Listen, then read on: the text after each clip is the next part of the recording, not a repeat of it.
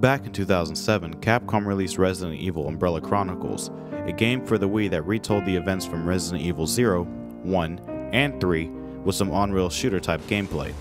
But despite the numerous flaming it received from gamers and Wii haters, it was still a pretty interesting way to retell the stories.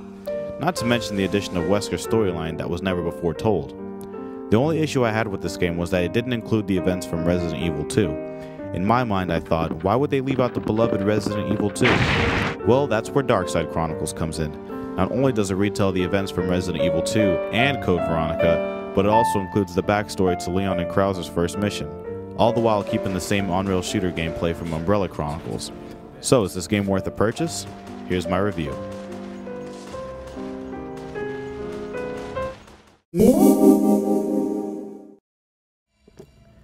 The game leads you through 3 different storylines. The first is called Operation Javier, which takes place in 2002. Leon and Krauser are both on a mission in South America to locate a man by the name of Javier Hidalgo, a man believed to have connections with a wanted Umbrella researcher. Not much later on, Leon and Krauser meet up with the beautiful Manuela, daughter to Javier, and together they venture to locate Javier. Meanwhile, there have also been reports of local village girls missing. This may not seem to be related to the mission at first. Later on, you'll see how it falls in with Javier and his daughter as the story progresses. Organs must be transplanted regularly. The second is called Memory of a Lost City. This story is obviously the one based on the events from Resident Evil 2, Leon's first and only day as a police officer in Raccoon City, and Claire's attempt to find her brother Chris. Leon and Claire both meet up when they discover an abnormal outbreak in the city, and then they try to escape the city while trying to find survivors.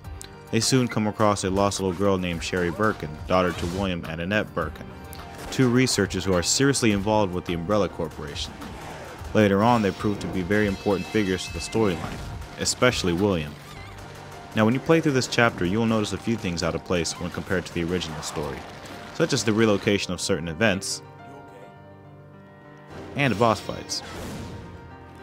This bothered me some at first, but then I remembered this was all probably necessary to fit with the on-rail setup. It doesn't matter because the overall main idea is still pretty much the same.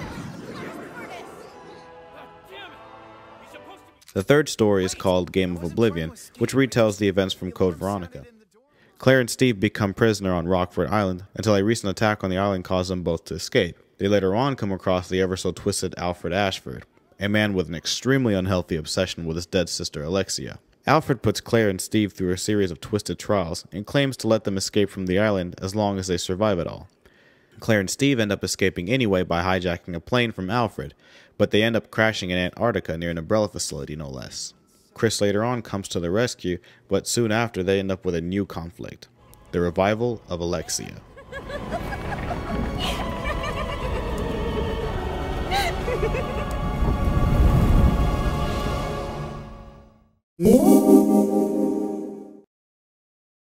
Just like in Umbrella Chronicles, this style of gameplay is on rails, which limits your controls to just shooting and collecting items.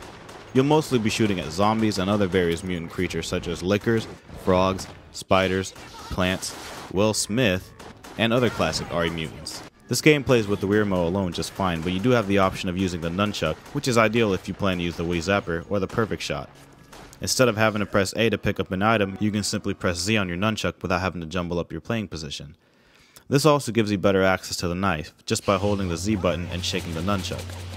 The camera in this game is pretty much the eyes of the characters you play, and it follows the movement of their eyes just like in the movie Quarantine. It's pretty cool, but it can get very annoying. For one thing, it makes it harder to aim, which for some could mean a better challenge, but can also provoke motion sickness to those who are sensitive to quick movement. There are various items scattered through each level.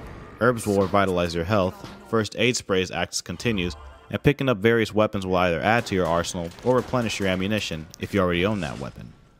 The umbrella emblems represent the archive items, which adds either a character file or a voice file to the archives menu, which I'll get into later on. You can also collect gold, which can be used to upgrade your weapon's power at the end of each level. While some items are visible throughout each level, others are hidden in paintings, lights, oil drums, and other stage objects, so make sure you shoot at everything when you're trying to collect archives.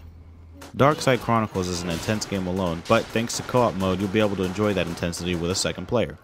Unfortunately, you can't add a second player in the middle of gameplay, you have to do all that before you start a scenario. Even though this game is fairly short, there's still a good amount of replay value. For one, you can replay through the chapters and collect missed archives and gold to upgrade your weapons, and if you're a perfectionist gamer, you also have the option to max out your rankings at the end of each level. Also, there's a few other bonuses like this tofu survival game, and some additional chapters that explain more about Kyoslicer. Also, if you accomplish certain events, you can earn what's called titles, which more or less acts like an achievement type system similar to the PS3 and 360. The archives menu is just that, an archives menu. Here you can read memos, character bios, listen to audio files, and more to learn a little bit more about the game's original storylines. The graphics in Darkside Chronicles are pretty nice for a Wii game. I mean, it's no Smash Bros. Brawl, but it definitely ain't no Obscure the Aftermath either. The environments are rich with detail, and everything complements the original locations from the Resident Evil games featured. The lighting is what really takes the cake here, especially in dark regions. It makes the mood all the more creepier. And if you're into lots of gore, then you'll love to watch all these blood spatters and head decapitations.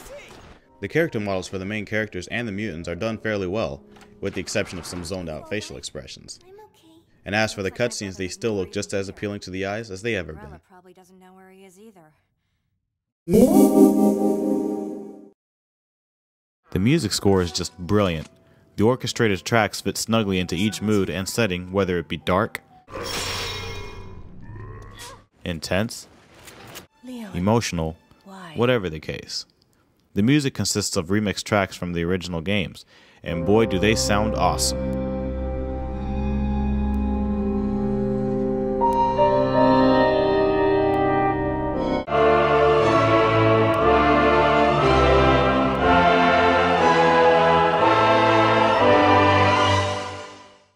The voice acting ain't too bad either. I mean, sure, some lines do sound pretty cheesy, But you don't have to do this many stunts in a horror movie.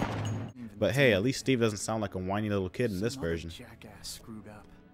Sorry about that little misunderstanding, but I thought you were another one of those Shut up. Wait! I wasn't trying to escape. The alarm sounded and the door unlocked. I thought that Rockford Prison, detainee 267. Overall, Resident Evil Darkside Chronicles is an incredible on-rails shooter for the Wii, with solid gameplay, sharp graphics, and an incredible nostalgia factor for the fans. But this game suffers from being too short with mediocre dialogue and doesn't exactly match up with the original stories. But fair enough, again, this was necessary to adapt well with the on-rails shooter setup. I can definitely assure you that Darkside Chronicles doesn't do the original games justice, so if you haven't played RE2 or Code Veronica, I strongly suggest you check those out first. Or hopefully they can just do a full-on remake for all the games as they did with Resident Evil 1 Archives. Who knows? Anyway, I give this game an 8 out of 10. Definitely would recommend this as a purchase for RE fans, but if you're not that big into the series but still enjoy on-rail shooter games, then I can recommend this for a weekend rental. Thanks for watching my review for Resident Evil Darkside Chronicles. I hope you found it to be helpful, and until next time, keep gaming.